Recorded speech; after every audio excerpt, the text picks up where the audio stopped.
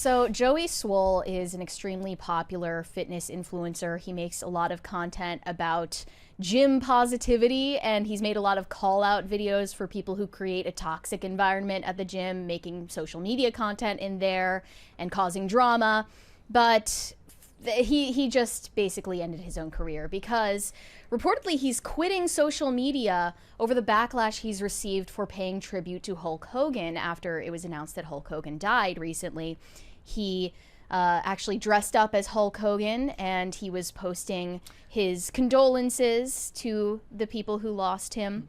And his audience, or at least a very small but loud portion of his audience, was extremely offended that he did this because of Hulk Hogan's past controversies, him saying the N-word, etc., supporting Trump as well.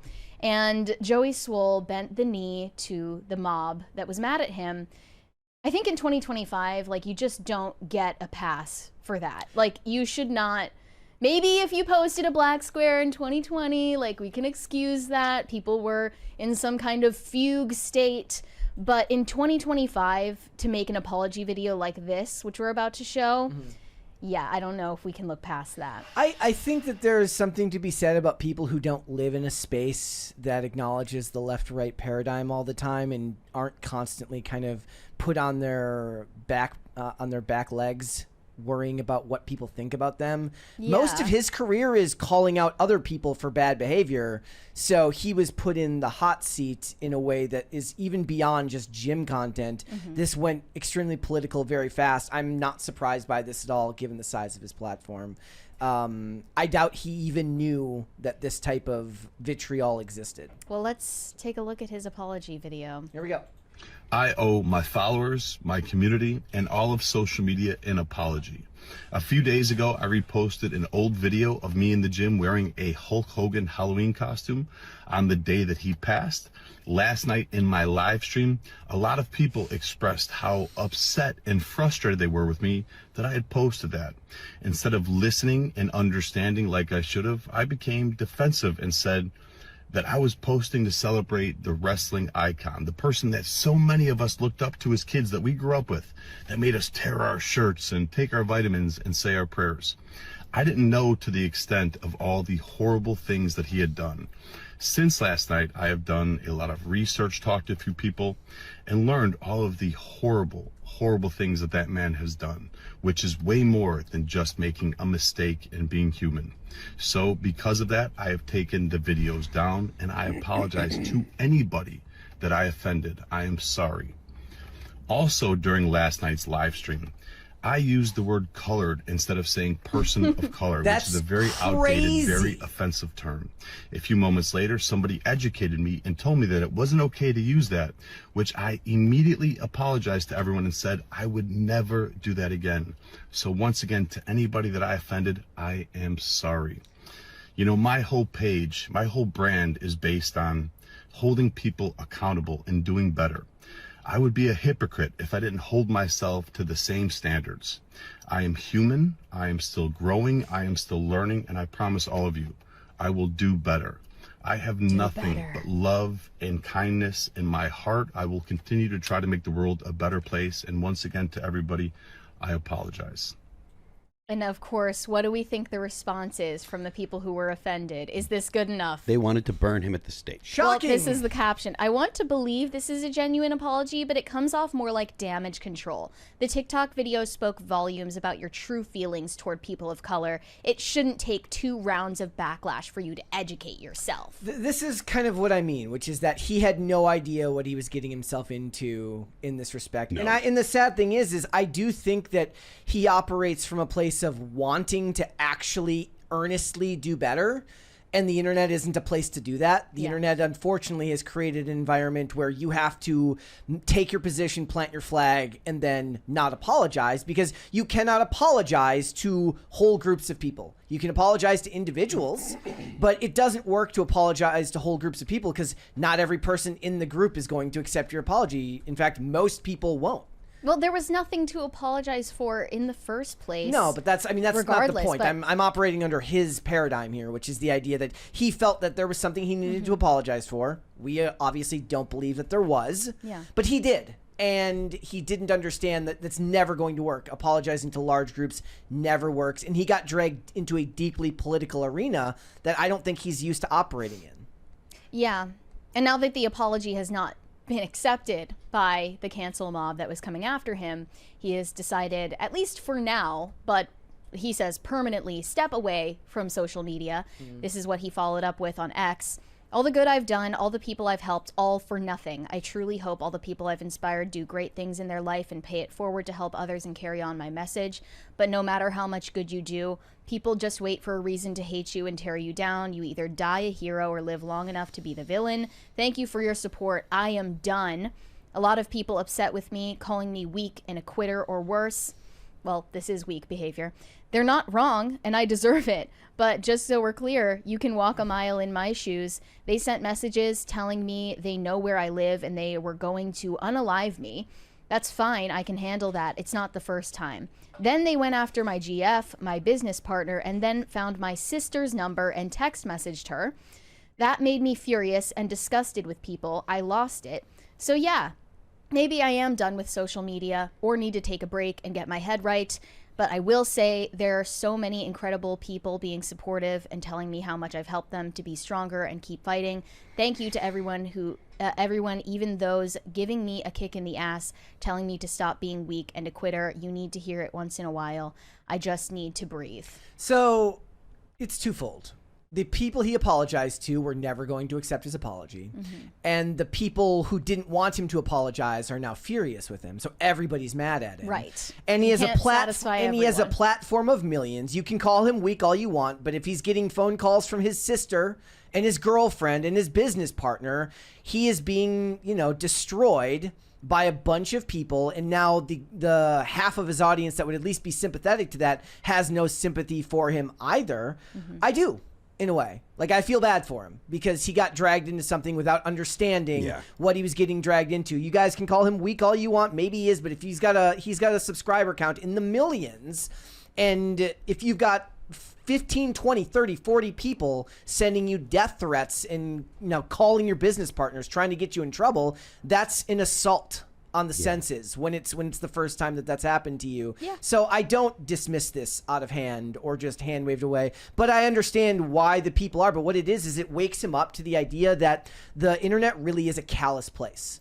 And all the people that would have defended you, they weren't going to defend you because they liked you. They were going to defend you because they don't like the people that you're standing up against. This isn't a world for friends. It's almost just as bad as the people who say they want allies, which is a bullshit statement to begin with. And both sides do it. Like they're not going to defend you. If he had not apologized and said, I'm standing on business, they wouldn't have stood up for him because they like him. They're standing up for him because they don't like the people that are mad at him. The internet sucks. Well, it's not, look, we know that there is a certain type of person that is doing this, and it's not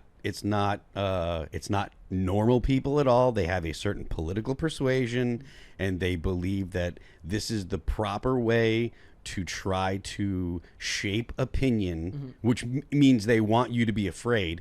The fact that they'll go after, your family and stuff, look, man, that's not cool. And if people go after families and stuff like that, that changes the dynamic completely. Bad things happen when that kind of stuff goes on, and Rick in the chat says it's his fault, Brett. Okay, so it's stupid. It's his fault. It's it's his fault that he doesn't have half of an audience to support him anymore because of the people that would have been quote unquote anti-woke would have backed him after a bunch of leftists came after him for his initial comments. Fine, I guess that's true. But it sucks that we live in a world where that's the reality anyways, and that wasn't the reality that he inhabited before this. He was making content where women would do gross stuff at the gym, and he'd be like, don't do that. Do it at home. If you're going to make OnlyFans content, do it at home. I'm sure everybody loved him when he was just women, though, was it? No, it was dudes, too. I was like, he called out bad behavior at the gym. But it just proves to you that the only thing that matters to people is that you reinforce what they believe. They were willing to back him as long as he was shaming the people they wanted shamed or saying the things they agreed with. And the sad fact is we were right. You were probably right beforehand, which is like if he had just left this alone, if he had just gotten off the internet for a week, perhaps it would have gone away. But What if, like, so he says, I'm not apologizing. He doesn't post anything. He's still going to get the calls from his sister. He's still going to get the calls from his business partner. He can't escape the internet now because it's going to be coming to him in the form of phone calls from people who are also getting death threats, who he can't hold to the same standard that he holds himself. If he's got millions of subscribers on these various platforms, that's a life he's chosen. That's not the life his family chose. So he was terrorized into this. Yeah, and he's a normie, you're right, to point out that he is just not plugged into the discourse about these issues. This is what we've kind of fallen into, because this is the corner of the internet we're in. So we wouldn't expect him to necessarily have the right protocol in response to getting canceled. However, he didn't need to make a statement where he apologizes, nor did he need to make a statement and say, F you to the people who are mad at me. He actually just needed to press forward and continue making the content that has made him popular in the first place, which was the advice given to him by Mike Cernovich in this tweet. The lesson of Joey Swoll is post through it. Then it's over in 12 hours or less. Given the attention span of TikTokers, they always move on to someone else unless you show your neck. Then it's never over. Don't be a prey animal. And this was followed up by Matt Walsh on X. Exactly right. Speaking from experience, 98% of the time you can ignore the outrage mob in a day or two. They'll have gotten bored and moved on. The other 1% of cases may require you to address it, but always address it by doubling down and telling the mob to kiss your ass. This is why the whole crisis PR industry is a scam. The real way to handle a publicity crisis almost always is just to ignore it. Pretend it's not happening. Nobody remembers anything or cares about anything for more than 24 hours. Don't issue statements. Don't explain. Just ignore it. But PR people never recommend that because that would make them useless.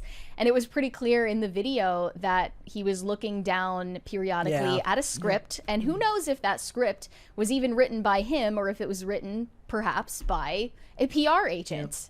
Who knows nothing of what they're talking about. They don't have social media literacy. If they don't understand by 2025 that responding to a controversy, even worse, apologizing for it, is not the right call. Again, though, I think the idea there is like he's getting thrown into the deep end if he has to take advice from Mike Cernovich and Matt Walsh, who are lightning rods for controversy online because of the size of their profiles and the type of stuff that they talk about. Right. Like this guy's like, yeah, I'm just making, you know, quasi-positive gym content trying to get people to behave. While these political pundits are at this point seasoned veterans in attracting controversies. In fact, it's actually what they aim to do. And I'm sure Matt Walsh's wife has probably gotten her own shit online that she is now callously like numb to, right? But that doesn't mean that everyone's that way. And I just find that everybody's dismissive nature of all this stuff is usually coming from people who don't have a platform the size of this dude, who have people that end up catching strays because of something that he didn't even intend in the first place. Yeah, but... And he will be, like, he's going to be fine. He's going to come back in, like, a month, and he's going to have to get used to the fact that now every time he posts a video, somebody's going to be like, oh, that's great coming from a racist. Like, that's, he's going to... Maybe for the next, like, couple of weeks. But after that, nobody... They're right. Nobody remembers this stuff. And also, Joey Swoll wasn't the only influencer or public figure who got backlash for... just, you know, saying R.I.P. after a man died. Happened to Chelsea Green as well, who is a pro wrestler with WWE, who basically said, you know, politics aside, he was a legend in the business and blah, blah, blah. And of course, she got death threats and then had to release a statement and then ditch social media. She said, I've tried to keep my page positive and comedic, but today a lot changed and hit harder than I expected. The name calling, the death threats, the faceless accounts. Social media was supposed to be a fun place, and it hasn't been for a while. It's been overwhelming, and I need to step away for a little bit. Yeah. This is what happens when you enter the realm of politics, which is where, you know, people in this space operate every day. And you realize that that's got to be hard on the psyche when these people can't even just like, you wouldn't last 5 minutes in the hell I was raised in. Well, thankfully, some of the people who were celebrating Hulk Hogan's death and saying terrible things about him did actually have to face the consequences, and those were the people who ought to have issued apologies, actually, including a Florida school chair who had to apologize after posting celebration of his death on Facebook. She said, "Oh, did Hulk die? I didn't even know. Good. One less MAGA in the world." Yeah. If you guys want to watch a video, go watch on YouTube after this episode, not right now. Solomonster from Solomonster Sound Off did like a 30-minute or 40-minute video with as a retrospective on Hogan's career. I believe it's taken directly from his podcast. And it kind of is, in my opinion, the gold standard as far as reporting on the good and the bad and approaching it from an extremely neutral perspective. I would recommend after the show, if you do have more interest in hearing people talk about it, go listen to his video on YouTube. It's pulled directly from his podcast. It's fantastic. And he does a great job of distilling down all of the good and all of the bad that he had involving not just those scandals, but the union busting in WWE or in WWF back in the day. Because, of course, why would the biggest name in the business want a union? He certainly wouldn't. But he gets into it and he maintains what I consider to be a strong level of objectivity, given the fact that he grew up loving Hulk Hogan, but he disagrees with a lot of the things that he said later in life. So I think you should go listen to that. Thanks for watching. Listen to full episodes of Pop Culture Crisis on Spotify. Keep up with us on social media and make sure you subscribe and ring that bell so you never miss the show. Bye, guys.